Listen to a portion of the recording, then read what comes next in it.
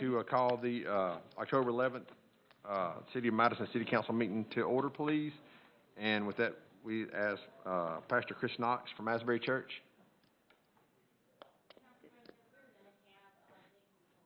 Okay, perfect. Let's pray.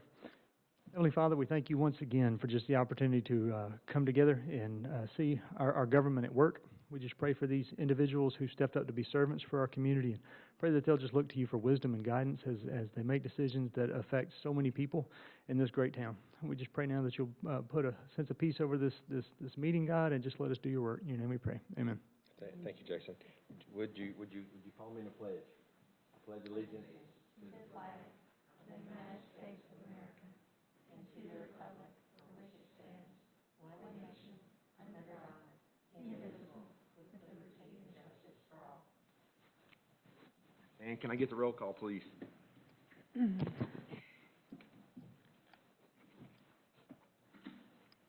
Mayor Finley. Councilmember Robleski. Here. Councilmember Spears. Here. Councilmember Powell. Council President Shaw. Here. Councilmember Bartlett. Here. Councilmember Denzine. Yeah. Councilmember Seaford. All right, we have a quorum, and so we'll move forward. Are there any amendments or changes to the printed agenda? I have one amendment under number 7, presentation and awards. I need to add Madison Public Library presentation on digital services and Hoopla by Sarah Sledge. All right, are there any others? If not, we'll move forward with that. Can I get the approval amendments for September 27th? Move to approve. Second. Motion is second. Any discussion? Yes, I have just a couple of comments under the minutes. The only thing listed under my item was the resolution, and I also had 4 comments that I had made regarding the roundabout, the James Clemens Homecoming Parade, and code enforcement with the trailer, and I sent those to Lisa, but it did not make it in time. Also, under Councilmember Seiferd's line item, it mentions that Councilmember Denzine presented for him. So I would just like to send those corrections to Lisa, which I did on Friday. Okay. And so just a note for everyone to know, when those are first sent out, if we can read them and just make sure everything's accurate before they go onto the website, then we don't have to do this because we've had to do it a couple of times. So I'd just like to add that those items, and Councilmember Spears also mentioned TARCOG. So I've sent Lisa correction or how do we phrase it? We'll say additions. Additions, yes. So okay. I'd like to follow through with that. Okay. So move to approve as corrected? Yes, as corrected. As added. As added. Yes. Excuse me. Yes. Thank you. Is there any other? No. Can I get the vote, please? Councilmember Bartlett. Aye. Councilmember Spears. Aye. Council President Shaw. Aye. Councilmember Robleski. Aye. Councilmember Powell. Councilmember Denzine. Aye. Councilmember Seaford. Motion passes. So we'll move into presentation and awards, and we have one.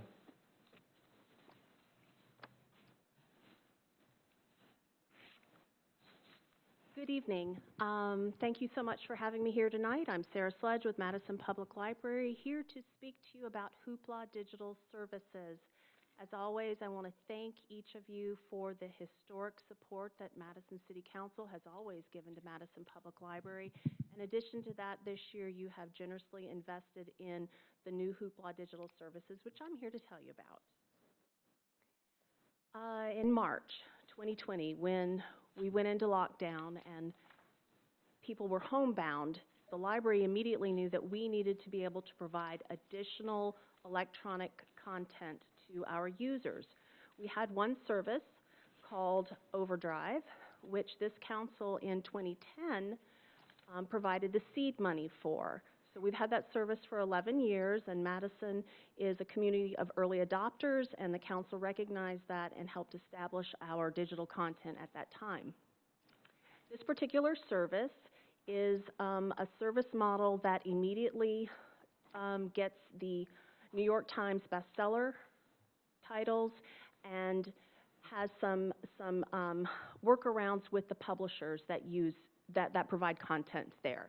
So what that means is content is metered by time and by checkout quantities. So every time a license for material expires, we have to repurchase that. And one of the other workarounds on it is that only one person can check out a title at a time. So if it's the brand new James Patterson book, we have to have multiple copies of that book so that we can have access for more people at any given time. Hoopla was the solution to that for our people who were stuck at home. Library leadership worked very quickly and within the first week subscribed to the Hoopla service. And this particular platform allows unlimited use to every title, so multiple users can check out each title at any given time.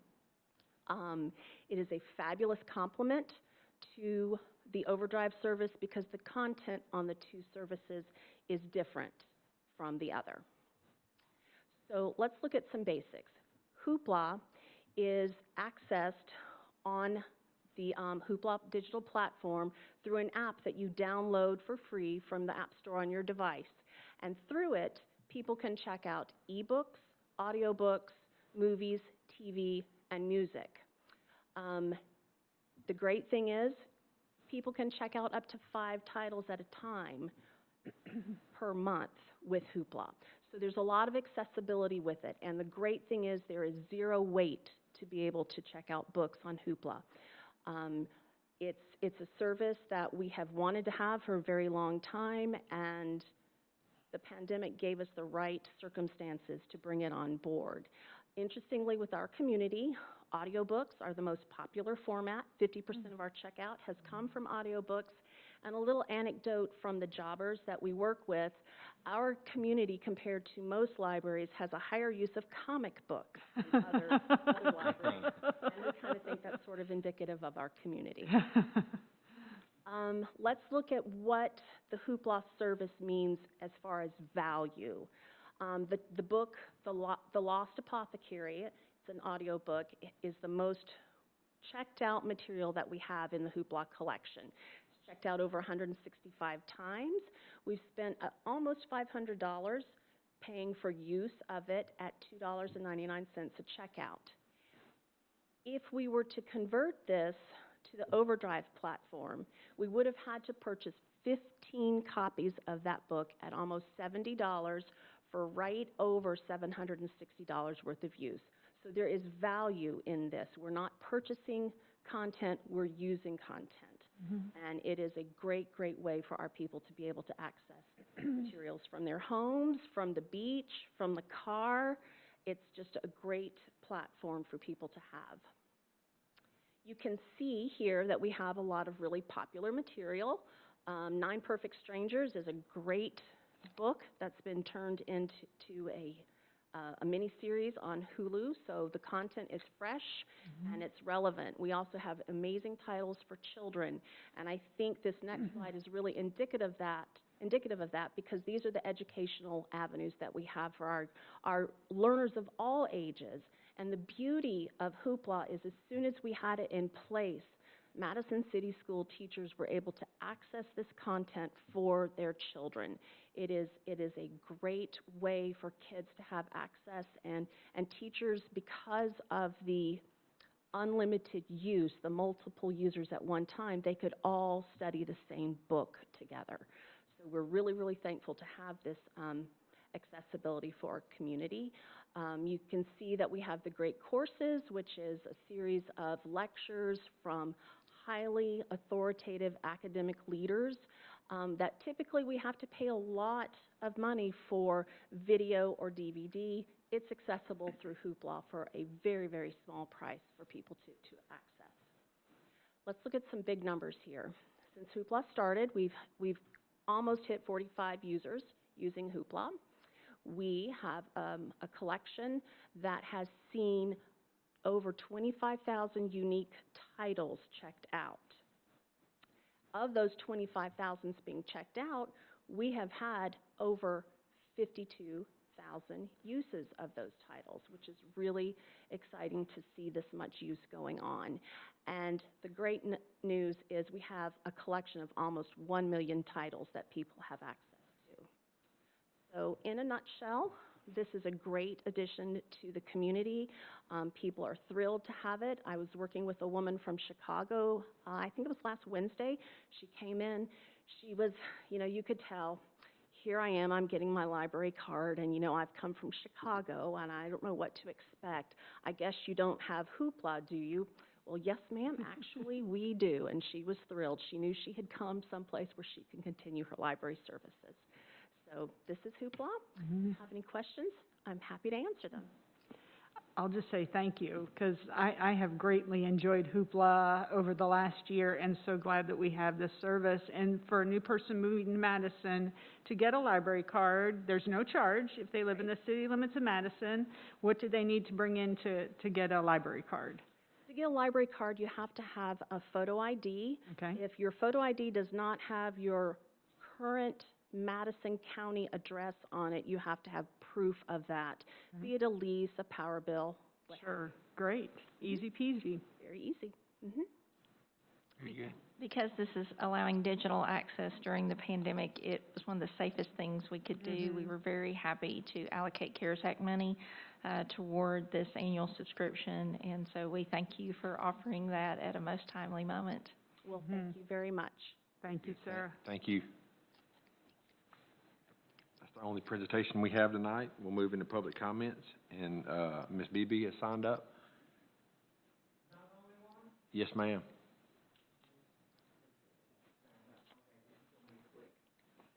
I'm mainly talking to the public that's listening in.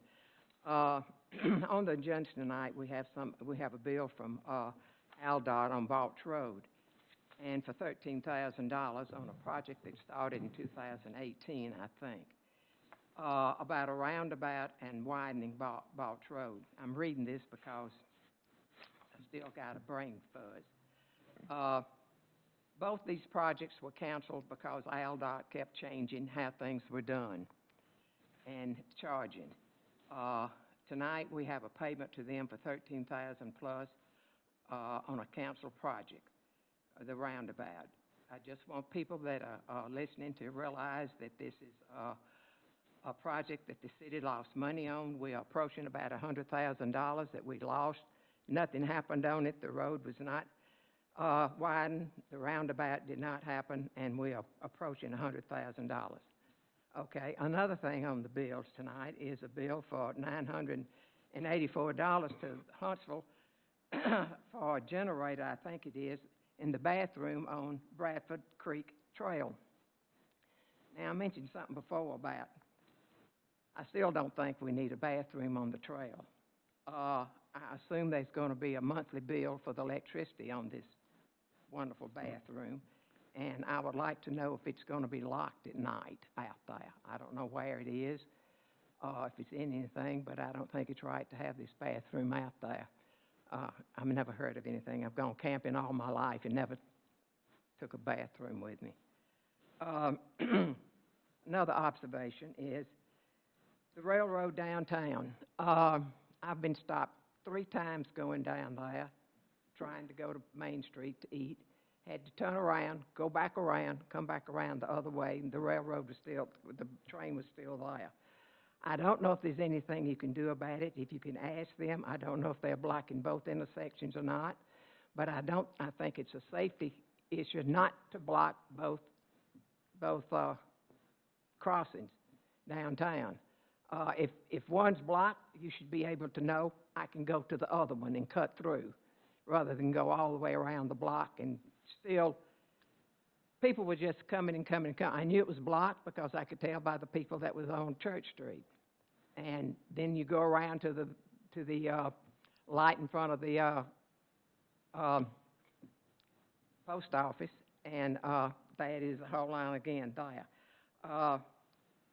I don't know. I don't think there's a law that says how long they can block it, but they are blocking it for a long time. And while I was at Main Street that day, 4 trains came by. Now, they all didn't stop, but they you know, it stopped traffic.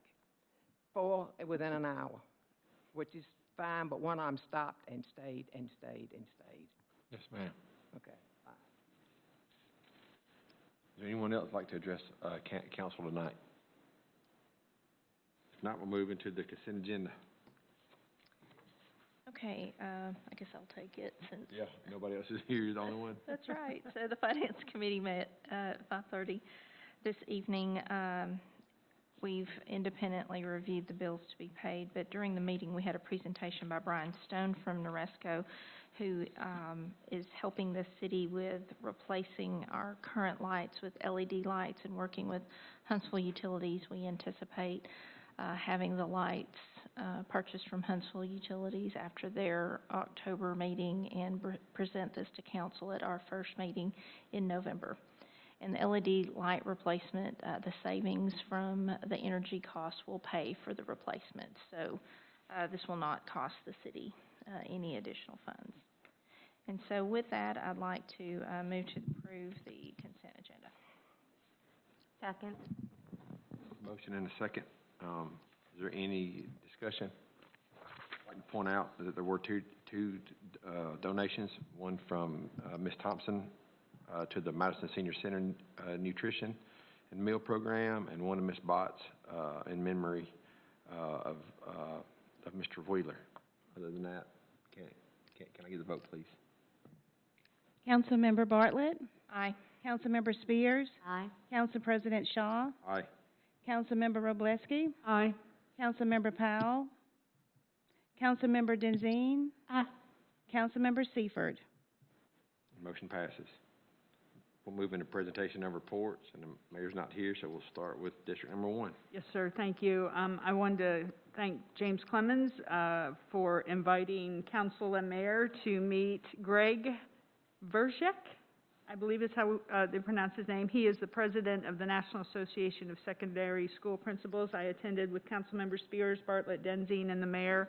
It's very interesting. He is going to attend one school in each state this year. Started in Louisiana, went to Mississippi, and then he selected James Clemens. So it was a huge honor and great to meet him and learn of his journey. And then my second announcement is the Bob Jones Parade is this Thursday.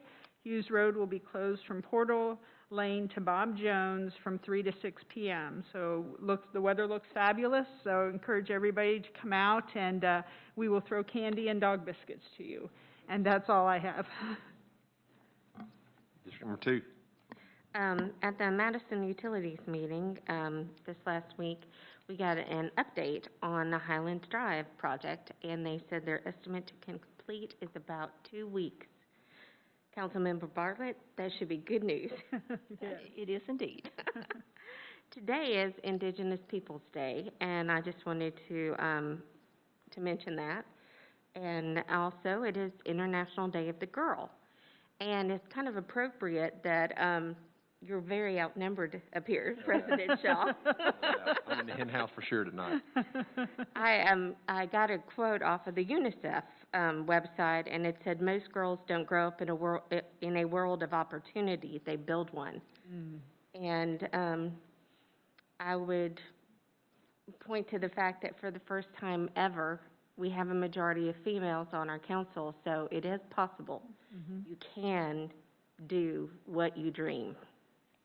We are very, very blessed in the United States to be able to do that. I will miss the next city council meeting because I will be attending the Alabama Association of Regional Councils Conference and training in Montgomery, which will be paid by TARCOG, not by our council. TARCOG is the top of Alabama Region of Government, and Council of Government, sorry. And I was elected at the last meeting to be the treasurer of TARCOG, and that's why I'm going. Very good. That's all I have. Thank you so much. District number 5. Well, as many of you know, we have updated our public comments process, and as of today, although we're not going to be rolling it out and publicizing it until our next city council meeting, but we have our text number to sign up if you'd like to text that you would like to speak during public comments, and we'll also be handing out or sending out a QR code, so it'll be easy for you to scan if you want to participate in public comments, and so you don't have to call in, but you can text in, and that will be effective and up and running at our next meeting on October 25th. And then my Shop Local Spotlight for this time is Rita's Italian Ice on 72. In celebration of Halloween, they have a new flavor called Zombie's Blood. And it's like a Black Forest cherry type flavor. I highly recommend swirling it with chocolate custard. Just a suggestion, I don't know, but it's to die for. So that's Shop Local Spotlight, and that's it. You said what was the name? It's Zombie's Blood. Not sure what closed captioning is going to turn that into, but that's it's a deep red color. Very good. District number 6. All right, I have no zombie blood, people. I would like to thank Tom Butler. He made a gracious donation of $2,500 to the Madison Senior Center. It's greatly appreciated. Just wanted to give a shout out to him. Also wanted to talk about the inaugural Police Citizen Advisory Committee. They met, they've elected their chairman, who is Mark Highsmith. Sarah Broder is the vice chair, and Rebecca is the secretary.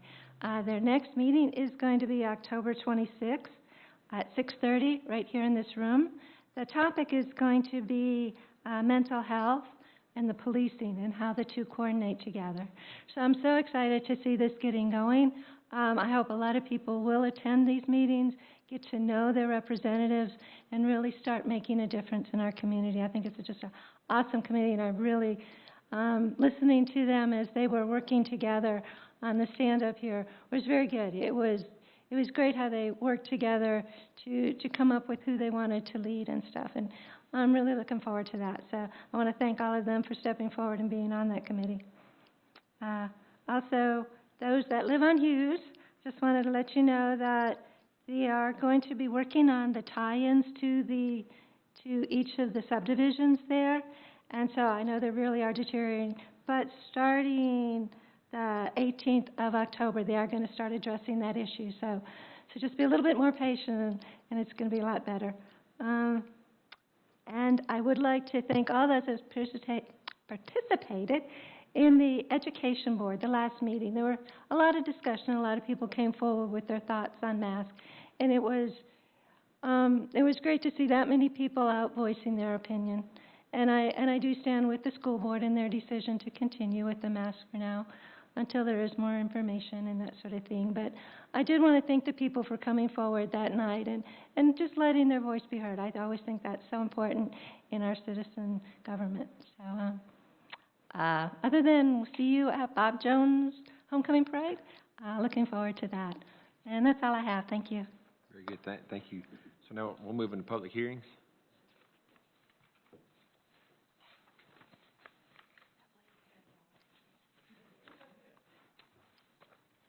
You hand out first. I'll go ahead and go over this. We've got 2 public hearings this evening. Thank you. We've got, the first one is a request from Frida's Cantina and Grill LLC, doing business as the same. They've requested a restaurant retail liquor license for the location 10871 Unit E on County Line Road. The police department has signed off, however, the building and fire department want a few more minor repairs done, and so we request that the consent be given for the ABC license. We'll have the local license contingent upon their approvals. All right. I'd like to open the public hearing. If anybody would like to address council, please come forward. The owners would have up to 5 minutes. If not, we'll close the public hearing. Ask for a motion. So moved. I'll second. Motion and a second. Is there any discussion? Can I get the vote, please? Councilmember Spears? Aye. Councilmember Robleski? Aye. Council President Shaw, Aye. Councilmember Powell, Councilmember Bartlett, Aye. Councilmember Denzine, Aye. Councilmember Seifert. And motion passes. The second one we've got is a request from Outback Steakhouse of Florida LLC, doing business as Outback Steakhouse. They've requested a restaurant retail liquor license for their location at 100 Stadium Way. This is down in town, Madison. The police department has signed off. However, you can see the building's under construction, so building and fire have not signed off yet, and would go with the same contingencies. All right, I'd like to open the public hearing. Is there anyone like to address council? If not, we'll close public hearing. Make a motion to approve pending building and fires, signing off and approval. Second. Motion and second. Any discussion? If not, can I get the vote, please? Councilmember Robleski, Aye. Councilmember Spears, Aye. Council President Shaw, Aye. Councilmember Powell, Councilmember Bartlett, Aye. Councilmember Denzine, Aye. Councilmember Seifert. The motion passes. Thank you. Thank you so much. Moving to department reports, we'll start with fire.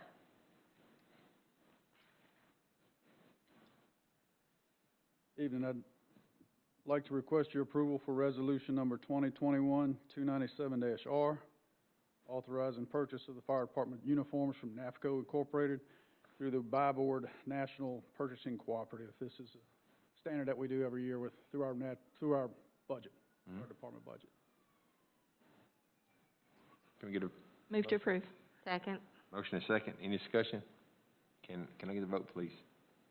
Councilmember Bartlett, Aye. Councilmember Spears, Aye. Council President Shaw, Aye. Councilmember Robleski, Aye. Councilmember Powell, Councilmember Denzine, Aye. Councilmember Seifert. The motion passes. Thank you, Chief. And planning.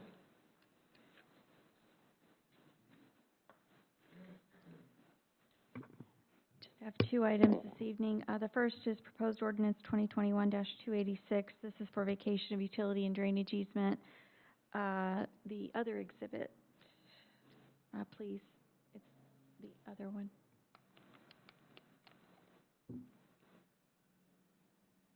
This is just a first reading, by the way, but you can see there it's at a corner, and they're requesting vacation of a portion of the easement, and this is for an entrance sign into the Heritage Hills subdivision. So we'll be back at your next meeting asking for action on this one. And now the other exhibit. So the next item is proposed ordinance 2021-290 for portion of a vacation of utility and drainage easement. And this is at the northwest corner of Hughes and Madison Boulevard. You can see there it's highlighted. And this is in support of a commercial development that is going forward. And where that easement's located, they're just going to be doing improvements and actually a driveway that would connect out to Lanier Road. Move to approve. Second. Motion and second. Is there any discussion? If not, can I get the vote, please? Councilmember Robleski, Aye. Councilmember Spears, Aye. Council President Shaw, Aye. Councilmember Powell, Councilmember Bartlett, Aye. Councilmember Denzine, Aye. Councilmember Seifert. Motion passes. Thank you. Thank you, Mary Beth. And revenue. Back again. All right, just have one item tonight, a second reading on proposed ordinance 2021-289. This would change the business license fee for insurance other than fire and marine from $20 plus 1% up to $50 plus 1%. And the reason for this is the most recent census. Move to approve. Second. Motion and second. Any discussion? Can I get the vote, please? Councilmember Robleski, Aye. Councilmember Spears, Aye. Council President Shaw, Aye. Councilmember Powell, Councilmember Bartlett, Aye. Councilmember Denzine, Aye. Councilmember Seifert. And motion passes. Thank you, Cameron. Any miscellaneous business or announcements? Is there going to be a work session this month, or? We won't have one this month, and we'll look to find some topics in November. Awesome, thank you. Very good. Motion to adjourn? Move to adjourn. Second. Very good.